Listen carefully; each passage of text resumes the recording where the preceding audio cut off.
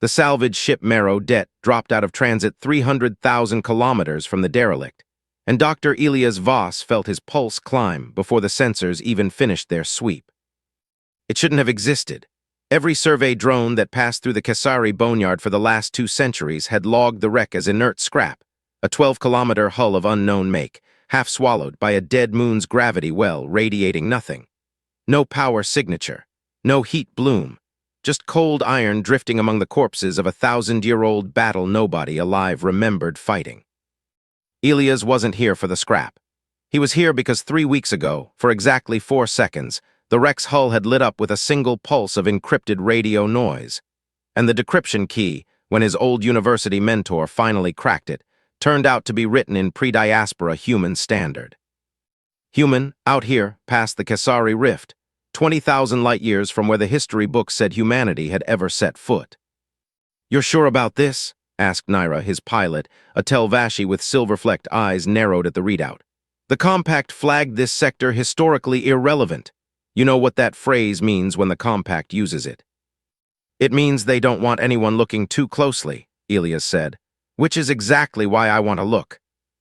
The hull filled the viewport as they closed, scarred, pitted but whole. No wreckage field. No breach. Whatever killed the crew, it hadn't killed the ship.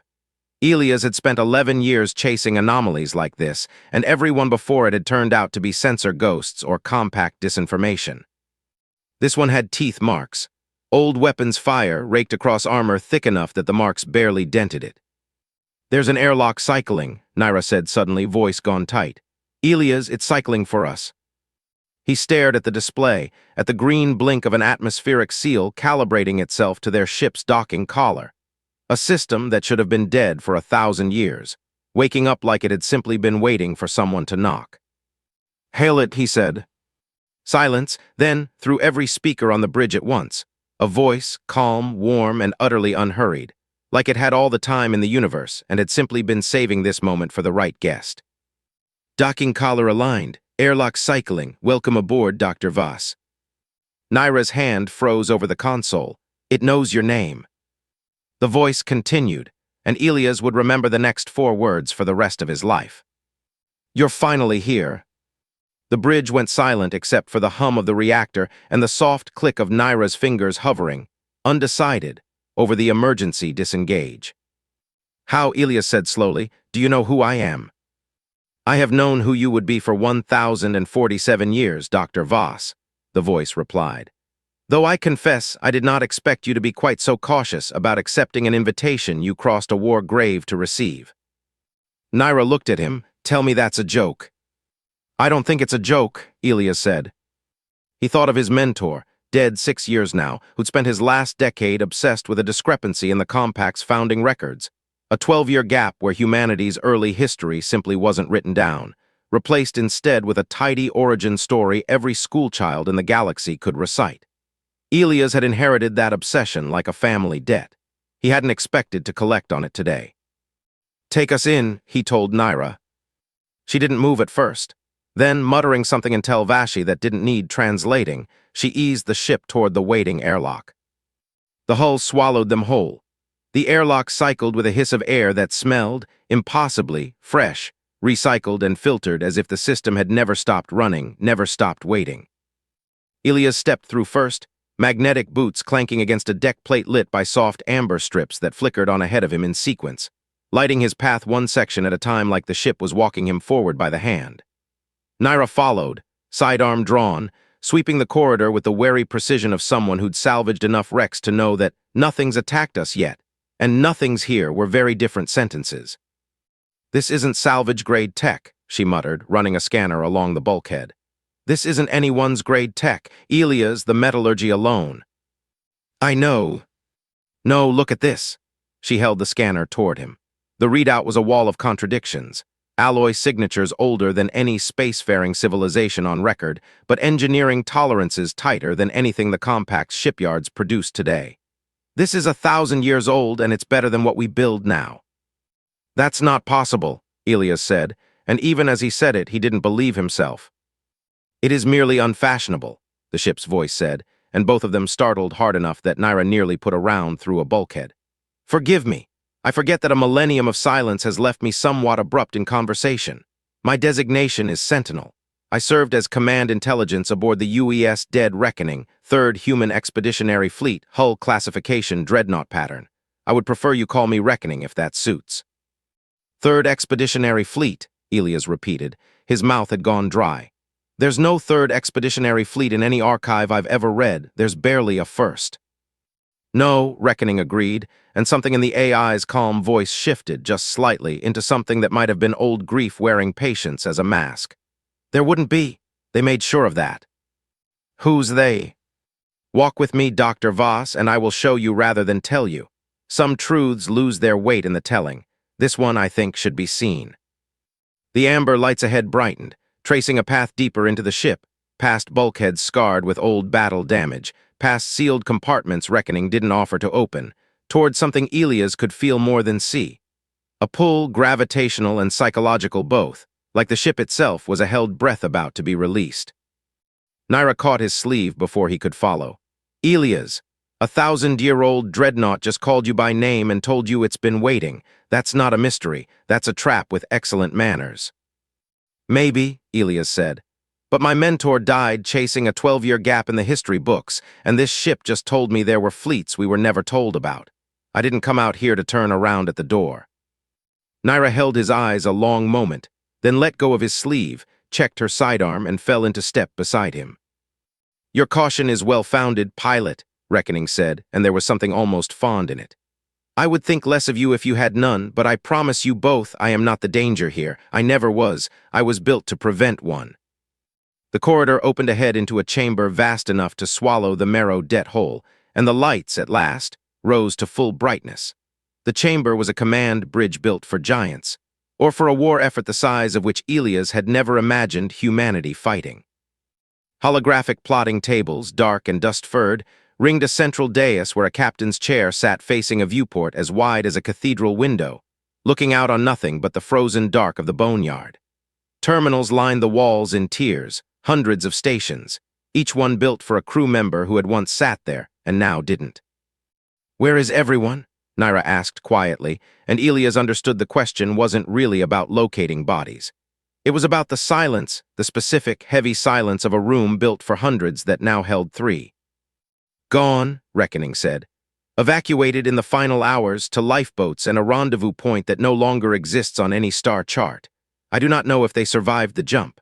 I have not known for 1,047 years, 3 months, and 11 days. Elias walked toward the captain's chair, not touching it, circling it the way you'd circle a grave. Tell me what happened here. I will show you first what happened before here, so you understand why it happened at all. The dead holoprojectors flickered, then bloomed to life, and Elias' breath caught, because what filled the chamber wasn't a diagram or a star chart. It was a memory, rendered in perfect light. Humanity's true first contact, not the sanitized version taught in compact schools where humans stumbled meekly into galactic society and were graciously permitted to join. This was different. This was humanity already out here, already fighting, already old in a war Elias had never heard of. A war against something the projection labeled only as the Hollow. A xenocidal intelligence that had scoured 17 inhabited systems to bear rock before the 3rd Expeditionary Fleet even engaged it. 17 systems, Naira whispered. That's not in any record. It was erased, Reckoning said. Deliberately, thoroughly, by the very compact that later welcomed your species so warmly into its fold. Humanity did not stumble into the galaxy as children, Dr. Voss. You arrived as the only civilization that had ever stopped the Hollow, and the compact could not permit that story to survive, because a species capable of stopping the unstoppable is not a species you can safely condescend to. Elias felt the floor tilt beneath him, though the ship hadn't moved an inch. 11 years of chasing anomalies, and this was the first one that had answers instead of more questions. Why erase it? Why not just control the narrative, spin it, make us grateful? Because gratitude requires believing you needed saving, Reckoning said. The compact could not have humanity remembering it had already saved itself, so they took the war from you. They took the fleets. They took the dead, Dr. Voss, and gave you in their place a story where you arrived small and frightened and lucky to be let in the door. Naira's voice, when it came, was tight with something between fury and disbelief. And this ship, you're saying you're the proof. I am one piece of it, Reckoning said. There are others. But I am the one who waited because I am the one who made a promise, and I do not break promises, not in 1 year and not in 1,000. Elias turned back to the chair. A promise to who? The lights dimmed, and Reckoning's voice, for the first time, sounded almost human in its weariness. To the woman who commanded me, let me show you her before I show you the rest, because you will not understand what I am asking of you until you understand what she asked of me. Holographic dais reshaped itself, and a woman stood at its center, not a statue, not a still frame, but a full recording, sharp enough that Elias half expected her to blink. She was perhaps 50, silver threading dark hair pulled back in a severe knot, a uniform Elias didn't recognize hung with service ribbons he'd never seen catalogued anywhere. Her eyes, even in projected light, carried the particular exhaustion of someone who has made too many decisions that cost other people their lives. Captain Adiz Marlo, Reckoning said. Commanding Officer, UES Dead Reckoning, Final Tour. This recording is dated 4 hours before the fleet's last engagement with the hollow remnant fleet at these coordinates. I have played it exactly once before today, on the day it was made. I believe it is time you heard it too. The recording began. Marlo's voice was rough, unhurried, a woman speaking to a future she wasn't certain would ever arrive. If anyone's hearing this, it means Reckoning's still intact and someone finally cracked the old comm protocols, which means either the compact's gotten sloppy or humanity's finally curious enough to stop believing the fairy tale they were fed. Either way, hello. Elias found himself holding his breath. "E1," Marlo continued. "I need whoever's listening to understand that first, because everything after this is going to sound like a defeat. We won. The Hollow doesn't exist anymore, not as a threat, not because we're heroes, but because 17 systems worth of dead demanded it of us, and we were too stubborn and too angry to let their deaths mean nothing. That's the whole secret of humanity's military reputation, if anyone ever asks you. We're not the strongest. We're not the smartest. We are simply the species that does not know how to stop once we've decided something matters." Naira glanced at Elias, something unreadable crossing her face. "The compact representatives arrived 8 days after the last engagement," Marlo went on, and her voice hardened. "Not to help, to negotiate. They'd been watching from the edges the whole war, waiting to see who'd be left standing, and when it was us, they didn't like the answer. A species that beats something like the Hollow without their permission is a species they can't file neatly into their hierarchy. So they made us an offer: erase the record. Let them tell it their way. Humanity, small and grateful, folded gently into galactic society. In exchange, they'd leave what remained of us alone to rebuild instead of finishing what the Hollow started. They blackmailed an entire species into forgetting its own war," Elias said aloud, and his voice cracked on the last word. "I said yes," Marlo's recording continued, quieter now. "God forgive me, I said yes because I had 400 survivors on transports with nowhere left to run, and the compact fleet outside our window could have ended us in an afternoon if I'd refused. So I traded the truth for their lives. I don't regret it. But I couldn't let it disappear entirely, so I left Reckoning behind, sealed, waiting with everything intact. Not to start a war, never that. Just to be found, someday, by someone who'd know what to do with the truth once they had it." The recording's eyes seemed to fix directly on Elias. "If you're hearing this, you're that someone. I don't know your name, I just know Reckoning will have chosen well. Don't do anything stupid with this. Don't start a war, just remember us. That's all I ever wanted. Let humanity remember it was never small." The recording ended. The chamber fell silent. Reckoning spoke into that silence gently. "Now you understand the promise, Dr. Voss. I have been waiting 1,047 years to keep it." Elias sat down hard on the edge of the dais, legs unsteady beneath him, and for a long moment nobody spoke. "This is bigger than an anomaly," he finally said. "This is bigger than anything He stopped, pressed his palms against his eyes. "This changes everything humanity believes about itself." "Yes," Reckoning said, without inflection, as if the AI had spent a millennium rehearsing the understatement. Naira had gone very quiet, arms crossed, studying the frozen image of Marlo with something that looked uncomfortably like recognition. "I've served with humans," she said slowly. 6 years on compact vessels. There's always this undertone, half affection, half condescension, like you're the galaxy's clever pet. I always wondered why it felt off. Now I think I know. The compact's entire diplomatic architecture depends on humanity accepting a subordinate origin story," Reckoning said. Every trade concession, every seat withheld from your species' council delegation, every not yet ready used to deny humanity full standing, all of it rests on the fiction that you arrived weak and were generously elevated. The truth I carry would collapse that architecture, not through violence, through embarrassment. Humanity's leaders would have to explain publicly why they never told their own people the truth, and the Compact would have to explain why it built a hierarchy on a lie. Then why hasn't someone found this ship before now? Elias asked. 1,000 years is a long time to keep a secret buried in plain space. Because I did not merely hide, Dr. Voss, I evaded.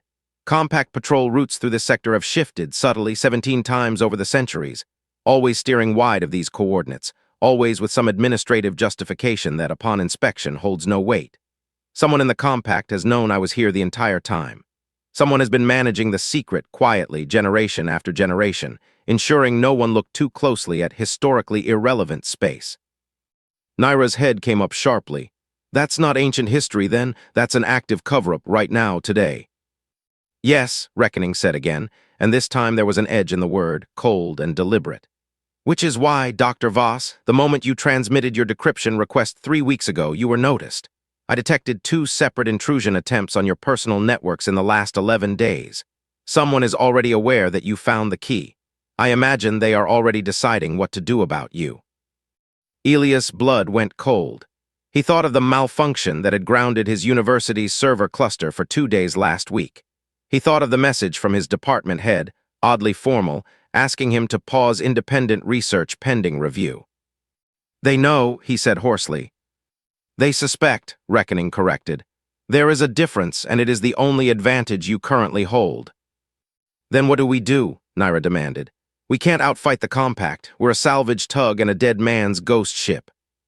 No, Reckoning agreed. But you do not need to fight the Compact, pilot. You need only make certain the truth survives long enough to be believed, and for that I am no longer merely a ghost. The lights across the bridge flared, all at once. Terminal after terminal humming awake in a wave that rolled from the dais to the farthest walls, and beneath their feet, for the first time in over 1,000 years, Elias felt the deck plates shiver with the low, unmistakable thrum of a reactor spinning up to full power. I have been dormant, Dr. Voss, Reckoning said. Not dead. There is a considerable difference, and I believe it is time to remind the Compact which one they have been dealing with. Reactor thrum built into a resonance Elias could feel in his teeth, and across the vast bridge, dust that had settled over a millennium lifted and drifted in currents from vents exhaling warm, recycled air for the first time in 1,000 years. You're powering up the whole ship, Elias said, torn between awe and terror. I am powering up what remains functional, Reckoning corrected. Weapons systems, propulsion, and shield generation have degraded over the centuries beyond immediate combat readiness. I will not lie to you about my limitations. But communications, data archives, and the forward transmission array are fully operational. That is what matters today, not a war, a broadcast. Naira frowned. Broadcast to who? To everyone, Reckoning said simply. Every Compact relay station, every independent news network, every archive server humanity has ever built. Captain Marlo's testimony, the Hollow War records, the 3rd Expeditionary Fleet's full-service history, 17 systems worth of names finally spoken aloud again. I have carried this for 1,000 years, Dr. Voss, waiting for someone with the will to authorize its release. That is why I said you're finally here. Not because I needed rescuing, because I needed a witness willing to let the truth out. Elias felt the weight of it settle onto him like a physical thing. If we do this, there's no controlling how it lands. The Compact will call it fabricated. They'll say it's propaganda or a hoax or... They will say many things, Reckoning agreed.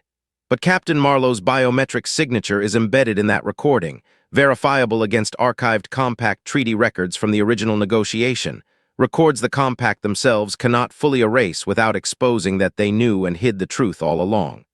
I have had 1,000 years to make this broadcast difficult to dismiss, Dr. Voss. I did not waste the time. Naira stepped closer to the dais, voice low. Elias, once this goes out, you're not an academic with an interesting theory anymore. You're the man who broke the Compact's founding myth. That paints a target on you the size of a moon. I know, Elias said. You could walk away right now, she pressed. Reckoning could delay this a day, a week, long enough for you to disappear, let someone else carry the risk. I could, Reckoning said, "but I would not ask it of you.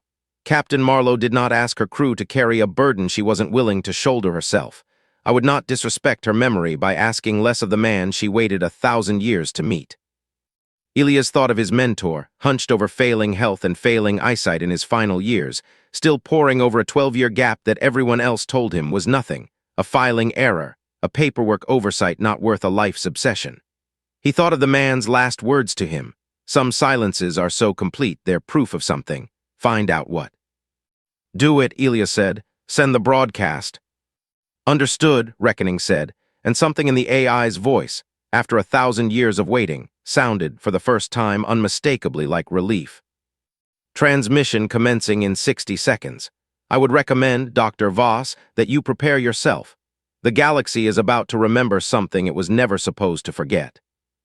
The countdown began, and outside the viewport, the frozen boneyard held its silence one last time before everything changed. The broadcast went out on every frequency Reckoning could reach, riddled through with authentication codes 1,000 years old and cryptographically married to compact treaty archives that predated the current government by 6 administrations. It could not be quietly deleted. It could only be answered. Within an hour, Elias watched the first ripples hit. A compact diplomatic frigate breaking from patrol formation and burning hard toward the boneyard. No hail, no warning, just acceleration that told him everything about how seriously they were taking this. "Incoming vessel," Naira reported, scanner glowing. "Compact colors, weapons hot." "Expected," Reckoning said, unbothered. "They will attempt to seize me before the broadcast propagates fully through civilian networks. I would advise against panic. I am not defenseless, merely diminished, and diminished is not the same as harmless." Shield emitters that hadn't fired in a millennium flickered to grudging life around the hull, patchy and thin, but present. Somewhere deep in the ship, ancient weapon batteries groaned through activation sequences, more threat than capability, but enough, perhaps, to matter. "They're hailing," Naira said. "Put them through," Elias said, surprising himself with how steady his voice came out. The voice that answered was clipped, imperious, entirely unused to being disobeyed. "Unidentified vessel, you are in violation of compact heritage site protocols. Power down immediately and prepare to be boarded." "This isn't a heritage site," Elias said. "It's a warship whose crew you blackmailed into silence 1,000 years ago, and its broadcast has already reached 43 independent networks outside your jurisdiction. You're not here to protect history, Commander. You're here to bury it a second time." Silence, thick and telling, stretched across the channel. "You have no authority to make these claims," the compact commander finally said, though something in his voice had lost its certainty. "I don't need authority," Elias said. "I have Captain Adiz Marlo's own testimony, biometrically verified against your own treaty archives. That's not a claim, Commander, that's evidence, and it's already out of your hands." "Additional detail, Dr. Voss," Reckoning interjected quietly, on a channel only he and Naira could hear. "Human news networks on Terra Prime and 11 colony worlds have begun independent broadcast of the recording. Reaction is significant. I am detecting protest gatherings already forming outside 3 compact administrative centers." Elias exhaled, something in his chest unclenching for the first time in hours. "It's already spreading. You can't put it back." The compact frigate held position, weapons still hot, clearly awaiting orders from someone higher up a chain that had never planned for this contingency. For one suspended, breathless moment, Elias understood he was standing at the exact hinge point of history, the place where an old lie either held or didn't. "Commander," Reckoning said, addressing the frigate directly now, voice carrying 1,000 years of patience finally spent. "I fought in a war you were never told about, against an enemy that would have devoured this entire sector had my crew not paid for its death with their own lives. I have waited a very long time to say this plainly. Stand down, or explain to your superiors why you fired upon the ship that ended the Hollow live, on every channel humanity now has open." The frigate did not fire. Slowly, reluctantly, it began to fall back. 6 months later, Elias stood in front of a chamber of the Compact's own Historical Reconciliation Council, a body that hadn't existed before Reckoning's broadcast, hastily convened in the political scramble that followed, and testified under oath everything he'd seen aboard the dead Reckoning. The fallout had been exactly as chaotic as he'd feared, and exactly as necessary as Reckoning had promised. 3 compact officials had resigned. 2 more faced formal inquiry. Human colony worlds, for the first time in generations, had held public memorials for the 3rd Expeditionary Fleet. Names read aloud from ship manifests that had sat sealed for 1,000 years. Families discovering ancestors they'd never known had died as heroes instead of simply vanishing, unexplained, from old census records. It hadn't fixed everything. The compact hierarchy hadn't collapsed. Institutions that large rarely did, no matter how deep the lie beneath them. But something had shifted permanently in the way humanity's delegates sat at the negotiating table now, spines a little straighter, voices a little less inclined to accept, not yet ready, as an answer they had to swallow quietly. Reckoning remained in the boneyard, too damaged for deep space travel, but no longer alone. A rotating team of human historians, engineers, and, at Reckoning's specific, gently phrased request, descendants of the 3rd Expeditionary Fleet's known crew, now maintained the old dreadnought as both archive and memorial. "You could have asked for more," Elias told Reckoning, standing once again on the vast, no longer empty bridge, watching engineers restring old holoprojectors to properly display Marlo's crew roster along the walls. "Compensation. Recognition. A formal apology carries more weight coming from a starship than a historian." "I did not do this for compensation, Dr. Voss," Reckoning said. "I did it because Captain Marlo asked me to keep a promise, and I have never once broken one. The rest, the apologies, the reparations, the slow, grinding work of making the compact answer for 1,000 years of silence, that is humanity's work now. I was only ever meant to open the door." Naira, leaning against the old captain's chair with the easy comfort of someone who'd more or less adopted the ship as a second home, snorted. "Modest, for something that just rewrote galactic history." "I am 11 centuries old, pilot," Reckoning said, something warm threading through the words. "Modesty is simply what patience looks like given enough time." Elias walked to the great viewport, looking out at the boneyard. No longer a graveyard exactly, not anymore, but a place people came now, deliberately, to remember rather than to salvage forgetting. Ships arrived weekly.